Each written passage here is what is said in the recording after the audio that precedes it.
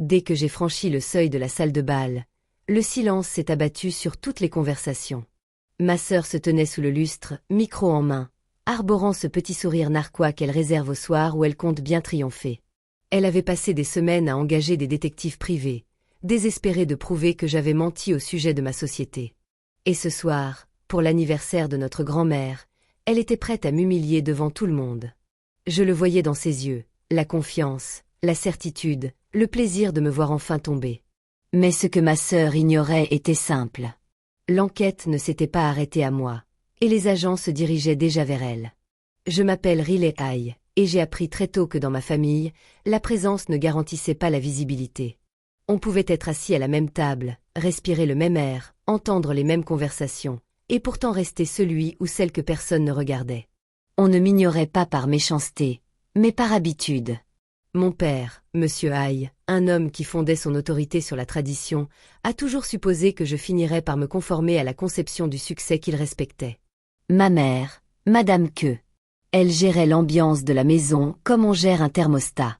Des ajustements discrets, une culpabilité déguisée en inquiétude, des attentes exprimées à voix basse. Et ma sœur, le centre parfait de tout cela, savait exactement comment préserver son éclat. Leur approbation lui paraissait aussi naturelle que de respirer. Je ne leur en voulais pas. Pas à l'époque. Je m'adaptais, tout simplement. Pendant que ma sœur récoltait les compliments devant les invités, je restais dans mon coin, un ordinateur portable sur les genoux, à créer des choses que personne ne me demandait, mais que je ne pouvais m'empêcher de faire. Je n'en parlais pas bruyamment. Je ne savais pas comment faire. Ma force résidait dans les nuits blanches, un code impeccable, une progression silencieuse. À la fin de mes études, le chemin qui nous séparait était déjà tracé. Elle organisait des événements caritatifs. Je concevais des systèmes de sécurité. Elle posait pour des photos avec les sponsors. Je déboguais des infrastructures dans des appartements que je pouvais à peine me payer. Mes parents la qualifiaient de fiable, responsable, la fierté de la famille. Ils me disaient talentueuse, mais sur le ton qu'on utilise pour les passe-temps dont les enfants finissent par se lasser. Je n'ai pas discuté. Discuter exigeait un public, et je n'en avais pas. Puis, il y a 5 ans, ce moment est arrivé qui a enfin défini les rôles trop clairement pour être ignoré. Un dîner avec des couverts lustrés, des conversations polies et les mêmes comparaisons qui flottaient toujours autour de la table quand l'atmosphère devenait pesante. Mon père m'a interrogé sur mes projets. Ma mère s'est demandé à voix haute si je me sentais perdue. Ma sœur s'est adossée, souriante, avec l'aisance de quelqu'un qui croyait bien faire, et a dit que son association avait besoin d'un coup de main, à temps partiel, avec des horaires flexibles, quelque chose que je pouvais gérer. On attendait ma gratitude. Je sentais cette attente comme un poids sur mes côtes. Au lieu de cela, j'ai ressenti autre chose. Un changement de poste, une file d'attente, une porte. J'ai repoussé ma chaise. Le bruit a à peine été couvert par le tintement des verres. Mais ma famille a levé les yeux comme si elle avait entendu une explosion. « Regardez-moi » ai-je dit. Puis je suis sortie, non pas avec colère, mais avec lucidité. Cette nuit-là est devenue la frontière entre celle que j'étais et celle que je refusais de redevenir. Le message est arrivé un mardi matin, noyé entre les mises à jour de contrats et les alertes système. Tessa, ma cousine, la seule de la famille à encore hésiter avant de juger, a envoyé seulement 8 mots. Elle a engagé des détectives. Elle prépare quelque chose pour la fête. Je suis restée plantée devant l'écran. La vapeur de mon café s'élevait, brouillant le texte un instant avant qu'il ne redevienne net. Des détectives, pas des rumeurs, pas des murmures. Une tentative concertée. Ma sœur n'était pas subtile. Elle n'en avait jamais eu besoin. L'approbation avait toujours amorti ses décisions comme des airbags. À midi, Nolan Price, mon directeur des opérations, celui que j'avais presque comme un frère, se tenait dans mon bureau avec l'expression qu'il réservait aux violations de données et aux crises. Il a déposé un dossier sur la table envers entre nous. Elle n'a pas engagé n'importe qui, a-t-il dit. Du haut de gamme, méticuleux, le genre de personne capable de fouiller dans les moindres recoins de votre vie. J'ai ouvert le dossier. Des pages, des documents, des notes sur mon entreprise, mes contrats, mes finances personnelles. Rien de compromettant, car il n'y avait rien à compromettre. Mais l'implication était claire. Elle préparait un récit bien avant même que je réalise que j'y étais impliqué. Nolan m'observait en silence. Elle veut prouver que tu as menti, dit-il, surtout, ta réussite, ton travail, ton entreprise. Elle veut tout démolir. Je refermai le dossier. La ville s'étendait derrière lui, ses lumières vacillant dans l'air froid. Vu d'ici, Denver paraissait toujours authentique. Des angles vifs, des rues quadrillées. Ma famille. Jamais. Ce n'était pas l'enquête qui me serrait la poitrine. C'était le détail suivant que Nolan énonça lentement, comme s'il savait l'effet que chaque mot aurait. Elle veut tout révéler publiquement à l'anniversaire de ta grand-mère. La salle de bal, le micro, le public. Une répétition de la nuit où j'étais parti. Sauf que cette fois, elle comptait bien en finir. Pas seulement déformer les faits. Je ne criais pas. Je ne fis pas les 100 pas. Je restai immobile. Je posai simplement mes doigts sur le bord du dossier, laissant le papier refroidir sous ma main. Ma sœur était persuadée de découvrir la vérité. Elle ne se rendait pas compte qu'elle se tenait sur une pierre. J'ai juste souri. J'en ai plus parlé à moi-même qu'à Nolan, car l'enquête qu'elle avait lancée avait déjà révélé autre chose, quelque chose de plus important. Et cela ne me concernait pas. Je n'ai pas tout dit à Nolan d'emblée. Certaines prises de conscience sont trop enfouies, trop anciennes pour être exprimées dès qu'elles refont surface. Après son départ de mon bureau, je suis resté seul avec le dossier, son poids léger mais indéniable, tandis que la lumière de l'après-midi à Denver passait du blanc alors puis au gris. Mon ordinateur portable bourdonnait sur le bureau. Les conduits d'aération de l'immeuble chuchotaient. Quelque part à un étage inférieur, quelqu'un riait, ignorant que ma sœur était en train de mettre en scène un spectacle destiné à me perdre. J'ai rouvert le dossier, non pas parce que j'avais besoin d'en voir le contenu, j'en connaissais déjà le contenu, mais parce que les parcourir lentement, page après page, me rappelait le schéma que j'avais passé des années à éviter, que quelqu'un d'autre écrive mon histoire pendant que je restais silencieuse. Sauf que cette fois, le silence n'était pas une reddition. C'était une stratégie. Les preuves que les enquêteurs avaient rassemblées contre moi étaient inoffensives, irréprochables, prévisibles. Mais les notes discrètes en marge, les renvois à l'activité financière, les demandes inexpliquées liées à ma sœur, c'était ce qu'elle n'avait pas prévu. L'enquête qu'elle avait financée s'était déjà retournée contre elle, et je n'avais pas levé le petit doigt. Le soir venu, j'étais de retour dans mon Penthouse, les lumières de la ville éparpillées sur les fenêtres comme des éclats de verre figés dans l'air. J'ai déposé mes clés dans le bol près de la porte et posé le dossier sur le plan de travail de la cuisine. Je n'ai pas pris la peine d'allumer la lumière principale, juste la douce lumière d'ambiance le long des étagères. Suffisant pour réfléchir. J'ai ouvert mon ordinateur portable, tapé, effacé, retapé. Pas d'argument, pas de justification. Une liste, rien de plus. Ligne après ligne, factuelle, claire, date d'audit sans incident, chevauchement temporel, retraits inattendus, détournement de fonds destinés aux frais médicaux de grand-mère Myriam, paiements étiquetés, actions communautaires, qui n'ont mené nulle part, tout était factuel, tout était vérifiable. Je ne préparais pas une attaque. Je préparais la clarté. Vers 21h, Nolan a appelé. « Tu manges ?» a-t-il demandé. Sa voix était toujours empreinte d'une logique calme, même lorsqu'il était inquiet. Plus tard. Tu n'es pas seul dans cette situation. Je sais. Un silence. Alors, permets-moi de te poser une question directe. Tu vas à la fête ? Je fermai les yeux, appuyé contre le comptoir. La fête, le micro, les projecteurs que ma sœur avait orchestrés, l'humiliation qu'elle avait préparée. Il y a 5 ans, un seul dîner avait suffi à me faire sortir de leur orbite. Maintenant, une seule soirée suffirait à les empêcher de me ramener. Oui, dis-je. J'y vais. Nolan expira comme s'il connaissait la réponse bien avant que je ne l'avoue. Avant de raccrocher, il ajouta doucement. Alors tu devrais savoir quelque chose. L'enquêteur que ta sœur a engagé a déjà déposé les rapports obligatoires auprès du procureur général. Ils avancent vite. Le mot s'est ancré en moi avec un clic froid et précis.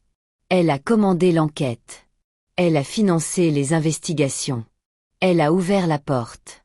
Et maintenant, les conséquences s'enchaînaient. Je rapprochai le dossier et continuai à taper. Mes gestes étaient discrets, pragmatiques.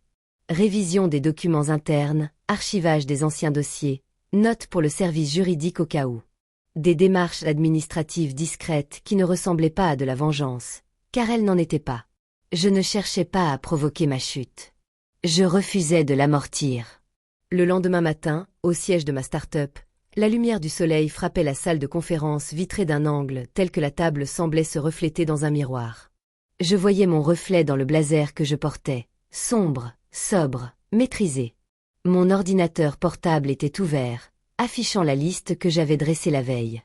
Nolan entra avec une pile de contrats de travail d'une valeur de plusieurs dizaines de millions de dollars, répartis sur 3 États. Des résultats concrets, fruit d'une carrière que j'avais bâtie sans l'aide de ma famille, qui s'apprêtait à m'accuser de malhonnêteté. Il s'arrêta en apercevant le dossier sur la table. « Tu es prêt ?» demanda-t-il. Oui, mais ce n'était pas la préparation qu'il entendait. C'était la préparation de n'avoir plus rien à défendre. Quand la réunion s'est terminée et que le silence est retombé dans le bâtiment, je me suis assis seul et j'ai relu mes notes, non pas pour les modifier, mais simplement pour prendre conscience de quelque chose de nouveau. Pour la première fois de ma vie, je ne me préparais pas à une attaque. J'observais quelqu'un d'autre s'avancer vers le précipice qu'il s'était lui-même construit. En fin d'après-midi, j'ai parcouru le couloir vitré. La ville au-delà se reflétait sur les panneaux comme une seconde ligne d'horizon. Mes pas étaient le seul bruit. On croit que la vengeance est bruyante. On se trompe. La plus dévastatrice est procédurale, neutre, froide, exécutée par des systèmes qui se moquent bien de savoir qui a crié en premier. De retour chez moi ce soir-là, j'ai plié ma tenue pour la soirée. Un blazer anthracite, des lignes épurées, une présence indéniable, des vêtements qui ne disaient rien mais révélaient tout. Avant de dormir, j'ai tapé un dernier message à Nolan. « J'arrive, je ne me cache pas. » Il a répondu instantanément. « Bien. » Certaines vérités ne se révèlent que lorsqu'on est présent. J'ai posé mon téléphone face cachée, laissant le silence s'installer dans la pièce. Il ne s'agissait pas de prouver quoi que ce soit à ma famille. Il ne s'agissait même pas d'affronter ma sœur. Il s'agissait de retourner dans cette pièce que j'avais fui, de me tenir là où ils s'attendaient à ce que je craque, et de laisser la vérité qu'ils avaient découverte tomber exactement là où elle devait être. La salle de bal du Grand Lodge semblait différente le soir de l'anniversaire de ma grand-mère. Plus lumineuse, plus bruyante, pleine de gens qui n'avaient pas prononcé mon nom depuis 5 ans, mais qui, d'une manière ou d'une autre, croyaient encore savoir qui j'étais. L'air vibrait de cette anticipation que ressentent les familles avant un spectacle. Ils ignoraient simplement qui allait se produire. J'ai franchi l'entrée sans hésiter. Le sol en marbre reflétait la lumière du lustre en éclats nets et précis. Les conversations s'estompaient à mon passage. Une fourchette a cliqueté quelque part près de la table centrale. Ma carte de visite attendait au fond de la salle, de nouveau retournée face cachée, intentionnellement. Ma sœur se tenait à la table d'honneur, le micro déjà à la main. Elle était vêtue comme pour une victoire. Son sourire confirma qu'elle s'y attendait. Lorsqu'elle me vit, son expression se crispa un instant avant de s'adoucir. Elle tapota 2 fois le micro et le silence se fit dans la salle. « Merci à tous d'être présents », commença-t-elle, rayonnante sous les projecteurs. « Ce soir, nous célébrons notre grand-mère, une femme remarquable. Mais avant cela, il y a quelque chose que nous devons aborder. » Elle me regarda droit dans les yeux. Mon père croisa les bras. Ma mère releva le menton. Les proches se penchèrent en avant, prêts à entendre le récit que ma sœur avait concocté suite à l'enquête qu'elle avait diligentée. Pendant des mois, expliqua-t-elle, des rumeurs mensongères ont circulé concernant sa réussite, ses accomplissements et son intégrité. Un frisson parcourut l'assemblée. Tous les regards se posèrent sur moi. C'était prévisible. Et comme notre famille valorise l'honnêteté, poursuivit-elle, j'ai pris l'initiative de vérifier certaines choses. Le rideau se leva. Elle pensait me dévoiler. Je restai immobile contre le mur du fond, les bras légèrement croisés, observant. Ni colère, ni défense. Ma sœur inspira profondément, prête à porter le coup fatal qu'elle avait répété. Mais avant qu'elle ne puisse parler, les portes de la salle de bal s'ouvrirent. Le bruit fut imperceptible, un simple claquement de charnière et un souffle d'air, mais il plongea la pièce dans un silence plus profond que n'importe quel discours. 3 agents municipaux entrèrent, badge en évidence, posture formelle. Leur présence transperça la lumière du lustre comme un courant froid. Les conversations s'éteignirent, les pas s'immobilisèrent. Quelqu'un murmura. Que se passe-t-il? L'agent principal scruta la salle. Mademoiselle Aïe est-elle présente? Ma sœur releva le menton. Oui, répondit-elle en souriant de nouveau. J'ai raison. La voix de l'agent ne trembla pas. Mademoiselle Aïe, vous êtes placée en garde à vue pour être interrogée au sujet de détournement de dons et d'utilisation abusive de fonds familiaux. Le micro lui glissa légèrement des mains. Quoi? C'est... Il doit y avoir une erreur. Mais les agents s'approchaient déjà, calmes, méthodiques, indifférents à tout titre ou réputation. Des exclamations de surprise parcoururent la salle. Ma mère se leva, le visage blême. La mâchoire de mon père se crispa si fort que ses muscles tressaillirent près de sa tempe. Non, siffla ma sœur en reculant. C'est elle qui ment. C'est elle qui... La coupa l'agent. Nous avons des rapports d'audit complets. Le rapport de l'enquêteur que vous avez engagé corrobore les conclusions. Silence. Un silence parfait. Un silence assourdissant. Car la vérité était indéniable. L'enquête qu'elle avait financée n'avait fait que la démasquer. Tandis que l'agent lui passait les menottes, le clic métallique résonna dans le lustre. Son regard croisa le mien à travers la pièce. Confusion, colère, peur. Je ne bougeais pas. Je ne dis pas un mot. Grand-mère Myriam se leva d'un bond, l'air grave. J'ai autorisé un audit indépendant il y a des mois, annonça-t-elle. Tout sera géré correctement. Mon père la fixa, abasourdi. Ma mère chancela légèrement, agrippée au dossier de sa chaise. Des cousins chuchotèrent. Des tantes se couvrirent la bouche. Le récit s'était brisé en 1000 morceaux, et aucun d'eux ne savait comment recoller les morceaux. Les agents ont conduit ma sœur vers la sortie. Ses talons claquaient sur le marbre en petits pas irréguliers. Lorsqu'elle est passée devant moi, elle a ralenti un instant. C'était le moment qu'elle m'avait réservé. Une fin publique, une humiliation présentée comme la vérité. Au lieu de cela, elle a dépassé la personne qu'elle avait tenté de dénoncer, et je n'ai pas bronché. La salle de bal est restée figée jusqu'à ce que les portes se referment derrière elle. Et pour la première fois de ma vie, le silence de cette pièce m'appartenait. 18 mois plus tard, le souvenir de cette nuit ne me revient pas comme une image. Il me revient comme un son, le cliquetis métallique des menottes résonnant sous la lumière du lustre. Un son qui autrefois me serrait la poitrine.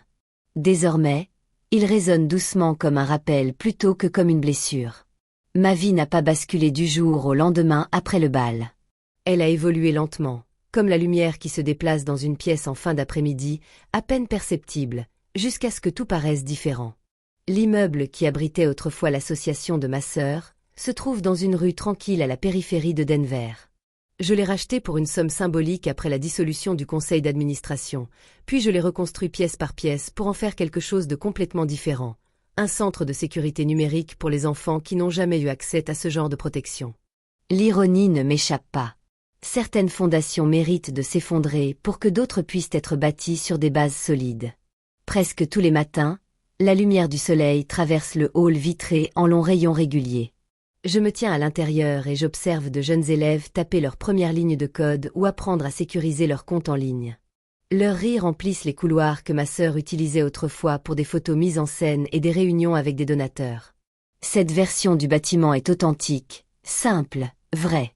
J'ai encore des nouvelles de grand-mère Myriam. Elle ne demande jamais, juste des invitations douces. La semaine dernière, elle m'a envoyé un courriel pour le dîner de dimanche. Pas de pression. Une phrase si simple qu'elle m'a paru étrange après des années d'obligations déguisées en affection. J'ai dit « oui ». En traversant Denver en voiture ce soir-là, la ville m'a semblé plus douce que dans mes souvenirs. Non pas parce qu'elle avait changé, mais parce que j'avais enfin cessé de porter le fardeau du passé comme s'il s'agissait de dettes que je devais encore rembourser. Au feu rouge de Kfax, j'ai aperçu mon reflet dans la vitre, calme, serein, sans hâte, non pas triomphant, mais simplement libéré d'un fardeau. On imagine souvent que la justice ressemble à une parade victorieuse. Ce n'est pas le cas. C'est comme un espace, comme l'air qui revient dans une pièce dont on ignorait l'étouffement. Malgré tout, le nom de ma sœur revient encore murmuré. Les audiences, les réparations, la lente machine des conséquences. Mais plus rien de tout cela ne m'atteint. Ni par indifférence, ni par distance. Je n'ai pas gagné en leur prouvant qu'ils avaient tort. J'ai gagné en me libérant de l'image de moi qu'ils s'obstinaient à croire vraie. Et d'une certaine manière, cette libération silencieuse a suffi. La liberté n'est pas arrivée sous les applaudissements. Elle s'est manifestée par un deuil silencieux, une respiration régulière et la simple prise de conscience que je ne tressaillais plus à l'évocation de mon propre nom. Ma famille avait tenté de me définir par l'absence, par le silence, par l'effacement. Mais la distance m'a appris quelque chose. Ils ne s'y attendaient pas. Les frontières ne sont pas des murs. Leurs portes, je peux les fermer ou les ouvrir à ma guise. Et maintenant, chaque pas en avant est mérité, serein, et enfin mien. Si vous avez déjà reconstruit votre vie en partant de zéro, vous n'êtes pas seul. Restez à l'écoute et rejoignez-moi pour la suite. Et